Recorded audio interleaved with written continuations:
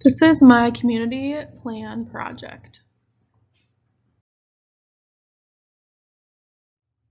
I did my project in Montello, Wisconsin, and in 2019 it had a population of 1,392 people. It's bordered by the cities Packwaukee, Endeavor, Shields, Macon, and Buffalo. I'm doing my project at White Lake Beach Resort, which is located on the east end of White Lake, a private lake in Montello. In Montello, the demographics are not very diverse. The majority of the population is white, non-Hispanic. According to research, in 2019, there were 32.9 times more white residents in Montello than any other race or ethnicity. The research went on further to say that 2.3% of the people in Montello are Hispanic. This equals about 32 people total. I was interested to read about the population of Montello, and I was surprised to see that as of 2019, 0.359% of Montello residents were born outside the United States. This is about 5 people in total. These numbers are lower than the national average of 13.7%. When driving around to do my windshield survey, I saw mostly Caucasian Americans, so these statistics make sense. In Montello, Wisconsin, the average income of a family is less than the United States average. There's a median annual income of $39,808. The United States median annual income is $65,712. There's a prevalence of poverty in this community as well. About 13.9% of the population is at poverty status. This means that 176 people in the community live below the poverty level. Unfortunately, this is above the national average, which is 12.3%. The majority of these people are female, ages 55 to 64. One of the interesting things about Montello is its vaccination program. They follow the Wisconsin immunization program as well as the Vaccinations for Children program. This allows them to vaccinate for things that are important to not have spreading throughout the community. In 2017, 1,010 immunizations were provided to 786 clients. That was a 16% increase from the previous year. There were 232 children that received the influenza vaccine in 2017 and 447 adults that received the influenza vaccine. Another interesting statistic was that about high school students and alcohol consumption. It was found that 26.1% of high school students in the county had at least one drink in the past month. This statistic becomes important when we look to the future. This means that if a high school student initiates alcohol use before the age of 15, then they are 5 times more likely to have addiction in the future.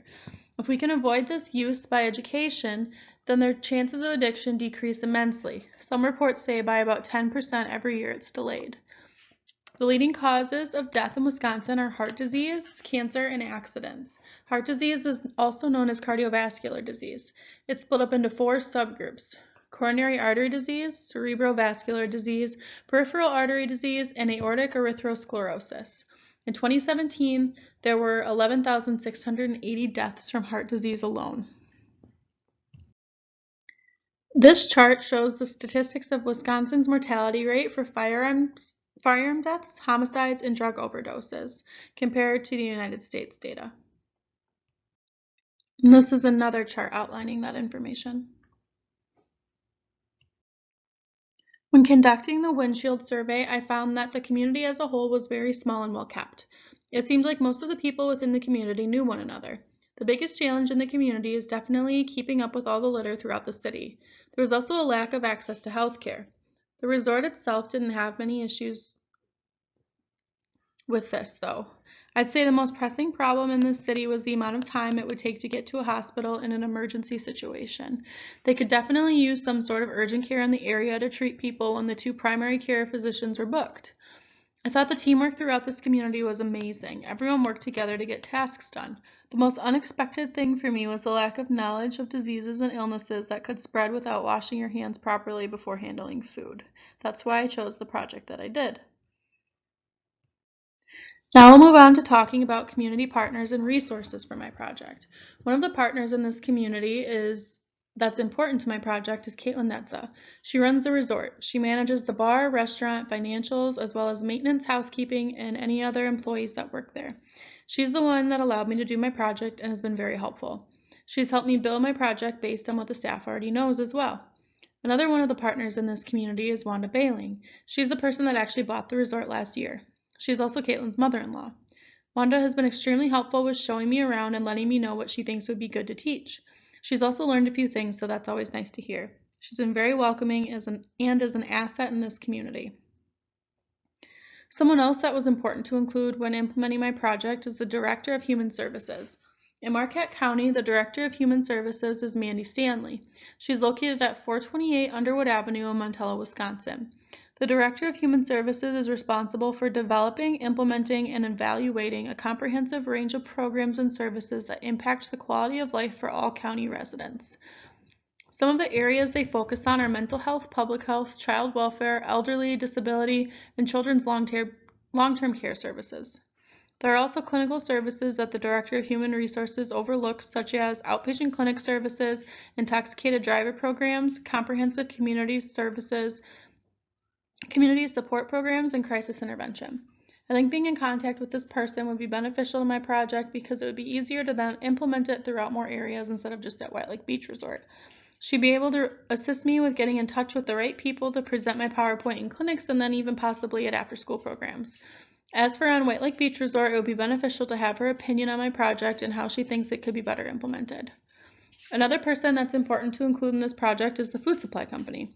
Kitchens should always know where their food's coming from when they buy it. It can help determine where foodborne illnesses come from, whether it's improper refrigeration, contamination, lack of hand washing, etc. I did talk to their supplier one time and they gave me a magazine where I could see where each product came from. This isn't directly related to my project, but it would be important information to have if there was some sort of outbreak. Priority health diagnosis that I chose for this community is risk for infection among people staying at White Lake Beach Resort related to the lack of education about proper hand washing in the kitchen, as evidenced by a great onboarding program and knowledgeable chef, though there are some weaknesses including a relatively young staff and high turnover rates due to it being a seasonal job. After presenting this project and beginning it, there were some goals that have been set, and they are as follows. The first one, after completion of education about the importance of hand washing, staff will verbalize 3 benefits to washing your hands regularly in the kitchen. The second being, after completion of education about the importance of hand washing, staff will demonstrate the proper way to wash hands. And the third one is a long-term goal. In 5 years after the completion of education about the importance of hand washing, the resort will be able to see 0 infection of food-related illnesses. Now let's talk about what interventions I've used throughout this project. When I was researching what I thought would be a good topic for my project, my first thought was hand washing. I've worked in a number of kitchens and I realized that there wasn't a lot of education when it came to something so simple. An estimated 600 million cases of foodborne illnesses and diseases occur each year and 420,000 deaths. I figured it'd be cool to buy the liquid germs and have people see how poorly they wash their hands. So I bought some of it on Amazon and had the staff rub it into their hands and then wash their hands. After that, you look at your hands under a black light and you can see the places you missed because they'll glow orange. This is a good activity to show that the common missed places are fingertips, wrists, crevices of hands. Usually, if you have people then wash them a second time, they'll get rid of most of the orange, which is exactly what happened when I did it with the staff. I also made a PowerPoint educating about common foodborne illnesses and the proper way to wash hands. I think that by doing this, I'm addressing the nursing diagnosis because people that are educated and more aware about a problem tend to do whatever they can to eradicate that problem. I think that since I've been visiting the resort, I see people washing their hands more frequently than I did during my first visit. Now that might be because they see me around keeping track, but I really think that by educating about possible problems that it has helped the staff, especially the younger and newer staff, to realize that they can easily stop the spread of infection by washing their hands. Now when it comes to implementing my intervention and assessing its outcomes, I've been working with Caitlin and the chef to accomplish it. It's being implemented currently as an easy goal to set each day with staff. I set up my PowerPoint in the bar, which is right outside the kitchen. I asked the staff to come to work early, I go through the presentation, and then I showed them proper hand washing and would watch them throughout the day to see when they washed their hands and whether or not they were doing it properly. I thought it was cool to show them the statistics from the first day before I presented to them to the last day and was hopeful that the numbers would increase. They definitely increased and more people washed their hands more frequently. I'd say the success of this intervention can be measured by seeing it continue to increase and then that there won't be any diseases coming out of the kitchen and people will stay healthy.